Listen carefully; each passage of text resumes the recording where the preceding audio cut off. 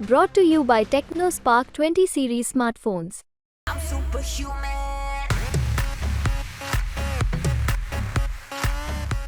નમસ્કાર મિત્રો છેલ્લો ઘા રાણાનો ભારતીય જનતા પાર્ટીમાં મોટી હલચલ. કોંગ્રેસ પાસે મોટી તક. લોકસભા ચૂંટણીના પરિણામ પછી ફરી એક મોટી ચૂંટણી. ક્ષત્રિય સમાજ છેલ્લો ઘા આ ચૂંટણીમાં કરી શકે છે. વિધાનસભા ચૂંટણીને તો હજુ ઘણો લાંબો સમય છે, પરંતુ આ ચૂંટણી મહત્વની સાબિત થશે. કઈ ચૂંટણીની વાત કરી રહ્યો છું? સ્થાનિક સ્વરાજ્યની ચૂંટણી, જે છેલ્લા 2 વર્ષ જેટલા સમયથી અટકેલી પડી હતી. 75 જેટલી નગરપાલિકા, 17 જેટલી તાલુકા પંચાયત, 2 જિલ્લા પંચાયત, 7000 જેટલી ગ્રામ પંચાયતની ચૂંટણી થવા જઈ રહી છે. લોકસભા ચૂંટણીના પરિણામ બાદ શું ઝડપથી થઈ જશે કે હજુ પણ સમય લાગશે? લોકસભા ચૂંટણીના પરિણામની શું અસર પડી શકે છે? ક્ષત્રિય સમાજના આંદોલનની કેટલી અસર પડશે? ભારતીય જનતા પાર્ટીના પ્રદેશ પ્રમુખ કોણ હશે તે પણ નક્કી આ સ્થાનિક સ્વરાજ્યની ચૂંટણી કરશે. કોંગ્રેસ પાસે એક મોટી તક છે, તો શું કોંગ્રેસ તેનો ઉપયોગ કરી શકશે? તે તકને પ્રાપ્ત કરી શકશે અને ફરી બેઠી થઈ શકશે? આ તમામ સવાલો છે. સ્થાનિક સ્વરાજ્યની ચૂંટણી આવી રહી છે, પરંતુ આ સ્થાનિક સ્વરાજ્યની ચૂંટણી લોકસભા ચૂંટણીના પરિણામ પર પણ નિર્ભર હોય તેવું કહેવામાં આવી રહ્યું છે.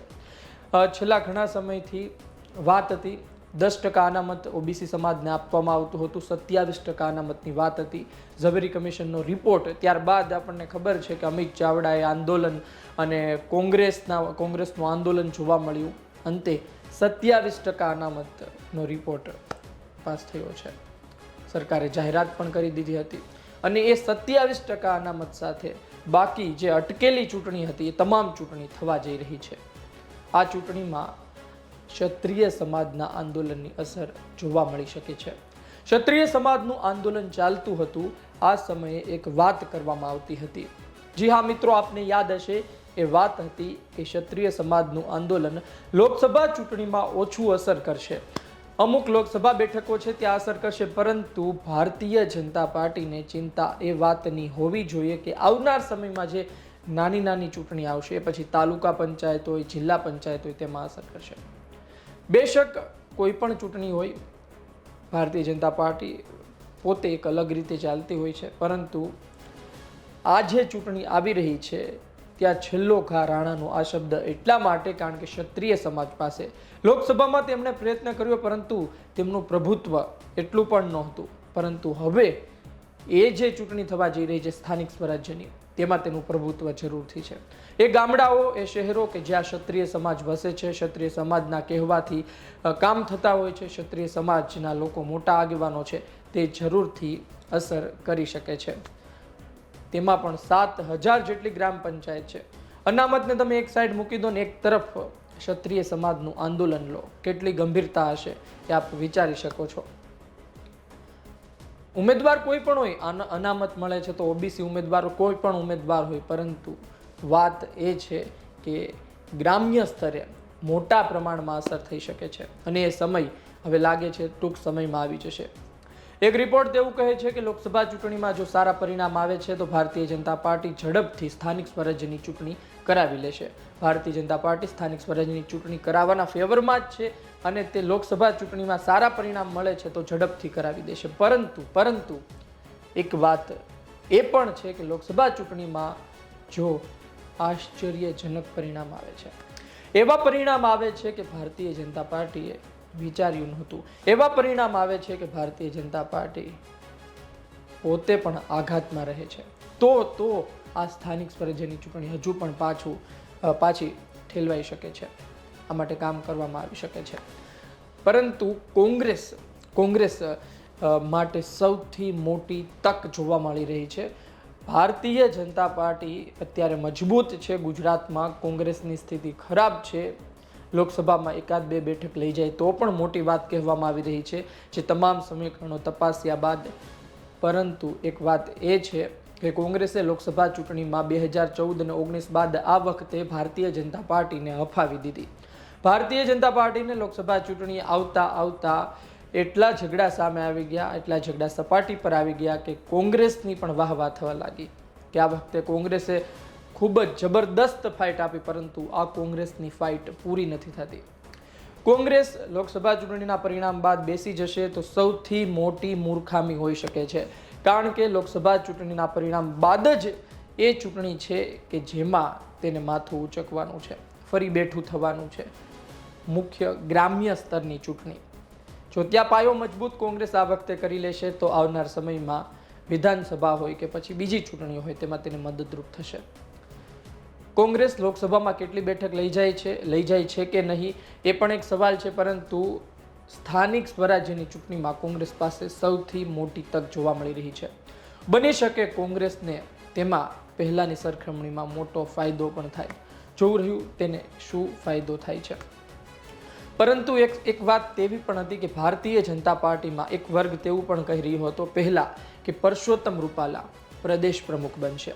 CR પાટીલનો સમય પૂર્ણ થવા જઈ રહ્યો છે. આમ તો પૂર્ણ થઈ ગયું હતું, 1 વર્ષ વધુ આપવામાં આવ્યું, અને CR પાટીલ જો દિલ્હી જાય છે તો ગુજરાતમાં કોને કમાન સોંપવી એ પણ એક સવાલ છે.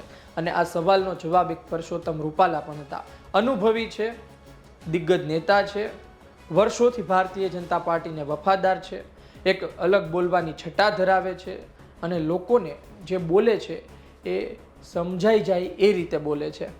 આ તમામ એમના સારા પાસા છે, પરંતુ એક પાસું એ પણ છે કે તેમણે બફાટ કરી દીધો છે. ક્ષત્રિય સમાજને લઈને તેમણે જે નિવેદન આપ્યું છે એ નિવેદન આજે પણ તેમના પ્રોફાઇલમાં નકારાત્મક ગણવામાં આવે છે, અને આ જ વસ્તુના કારણે પરસોત્તમ રૂપાલા ન બને પ્રદેશ પ્રમુખ તે વાત કહેવામાં આવી રહી છે. પરંતુ કોણ બનશે? પરસોત્તમ રૂપાલા આવનાર સમયમાં ચૂંટણીને લઈને ન બનાવે, CR પાટીલ જાય તો બની શકે કોણ? OBC સમાજમાંથી હશે બેશક, કારણ કે ચૂંટણીમાં OBC સમાજનું પ્રતિનિધિત્વની વાત છે. પરંતુ એ વાત સ્પષ્ટ છે કે ભારતીય જનતા પાર્ટી એવા વ્યક્તિને મૂકશે કે જેની ક્ષત્રિય સમાજમાં પણ પકડ હોય. દેવુસિંહ ચૌહાણ, અમે આ પહેલા પણ વાત કરી હતી, દેવુસિંહ ચૌહાણની ચર્ચા ચાલી રહી છે. દેવુસિંહ ચૌહાણ OBC માંથી આવે છે, પરંતુ ક્ષત્રિય સમાજમાં પણ ખેડામાં પકડ ધરાવે છે.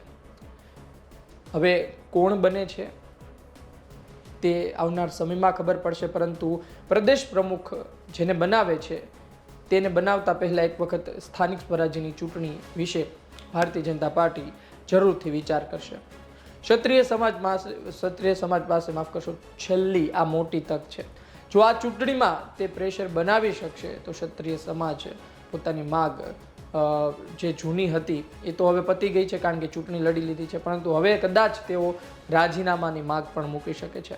પરસોત્તમ રૂપાલા રાજીનામું આપે તે પણ અશક્ય લાગી રહ્યું છે, પરંતુ હવે ક્ષત્રિય સમાજ કઈ માગ મૂકે છે? હાલ તો આંદોલન મોકૂફ રાખવામાં આવ્યું છે, પરંતુ આવનાર સમયમાં ફરી આ આંદોલન શરૂ થઈ શકે છે, અને આ આંદોલન મને લાગે છે કે આવનારા 2-3 મહિનામાં ફરી એક વખત એક્ટિવ થઈ શકે છે, અને આ આંદોલનની અસર આ વખતે સૌથી મોટી પડવા જઈ રહી છે. ભારતીય જનતા પાર્ટી તેનાથી ચિંતિત છે. હલચલ શરૂ થઈ ચૂકી છે. પ્રદેશ પ્રમુખથી લઈને શું કરવું તેને લઈને તમામ ભારતીય જનતા પાર્ટી આમ તો લાંબા સમયથી ચૂંટણીને લઈને તૈયારી કરતું હોય છે.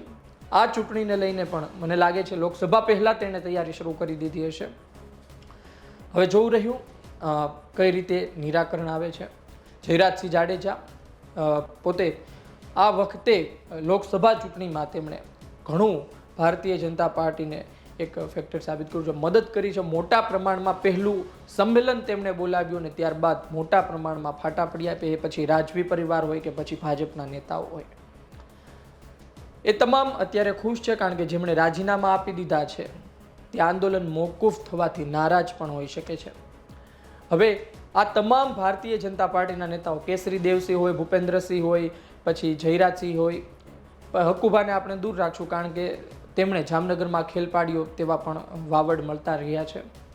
આ સહિત ઘણા નેતાઓ છે ભારતીય જનતા પાર્ટીમાં, ક્ષત્રિય પ્રદીપસિંહ જાડેજા હશે, એ તમામ હવે શું ભૂમિકા ભજવે છે આવનાર સમયમાં તેના પર નજર રહેશે. આપનું શું કહેવું છે? આ ચૂંટણીમાં કેટલી અસર? આપનું શું કહેવું છે? પ્રદેશ પ્રમુખ કોણ છે? આપનું શું કહેવું છે? કોંગ્રેસે હવે શું કરવું જોઈએ? આ મોટી તક છે. આપનું શું કહેવું છે કે ક્ષત્રિય સમાજ આ વખતે સ્થાનિક સ્વરાજ્યની ચૂંટણીમાં કેટલો કારગર સાબિત થશે. આપના અભિપ્રાયની રાહ રહેશે. આ વિડીયો પસંદ આવ્યો હોય તો લાઈક શેર કરવાનું ચૂકતા નહીં. મને આપશો રજા. નમસ્કાર.